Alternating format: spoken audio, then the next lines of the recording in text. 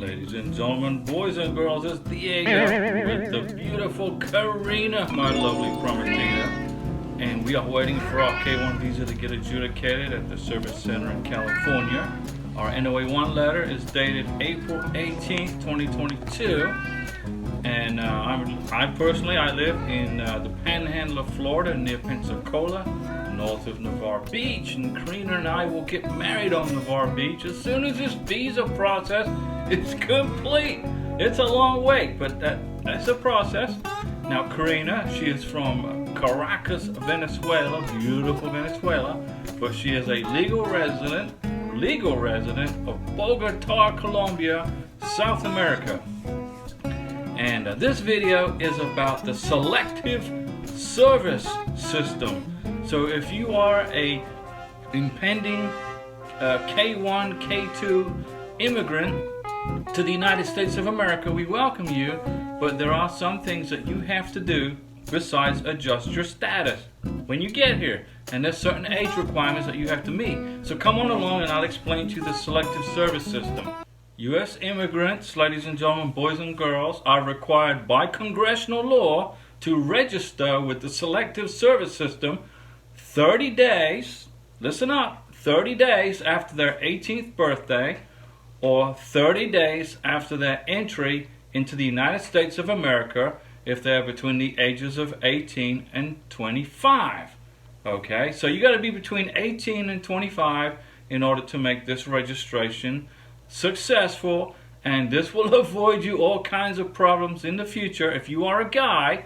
Okay, this doesn't pertain to the ladies, and it's only to the guys. Okay, now USCIS, the good people at the USCIS will assist you with the registration process and by transmitting the appropriate information, the appropriate data to the Selective service system, who apply for adjustment of status.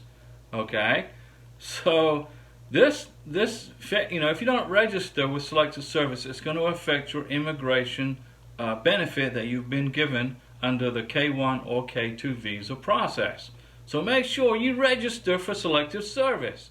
If you are, so how can you prove that you are registered with the Selective service? Well, every man who is registered with Selective service will receive a registration acknowledgement letter with a registration card in the mail where you live in the United States from the Selective service within 90 days of registering. So you're going to get a little registration card in the mail. And this is proof that you have registered and can be used when you apply for state-based or aid if you need, or federal jobs, etc. Okay, very important that you do this. So what happens if you don't register with Selective service? Well, penalties for failing to register. Okay, if you don't register, it is considered a felony in the United States, and it is punishable by a fine of up to $250,000. Okay, and or 5 years in prison. So don't mess this up, Mr. Immigrant, when you get to the United States of America. What's interesting about the Selective service is non-citizens have to register, okay, and you can, and when this includes undocumented immigrants, so even illegal immigrants have to register. Legal permanent residents have to register. Those seeking asylum, so if you're seeking asylum from different countries, okay, and refugees, you have to register. Let's suppose you decide you're not going to register, Mr. Immigrant, and then the time comes for you to become a U.S. citizen. You've met all the statutory requirements to become a citizen, and you apply for U.S. citizenship. USCIS will deny you U.S. citizenship.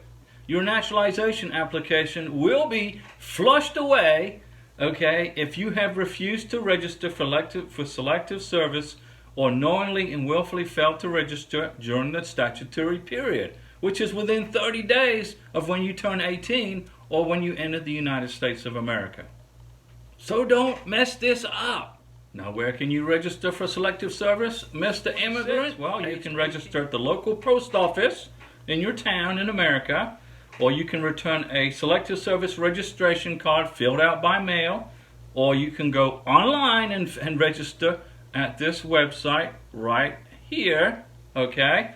And confirmation of registration can be obtained by calling this phone number right here. Call this number to confirm that you are registered, and the you know, you got it, and that's evidence that you did what you were supposed to do. Okay? So folks, I hope this clears it up for you. If you are a male, K1, K2 entering the United States, make sure you register with the Selective service when you get to the United States, okay? Hang in there, ladies and gentlemen. We will see you soon in the United States of America on an aeroplane with your K1, K2 visa in your hand.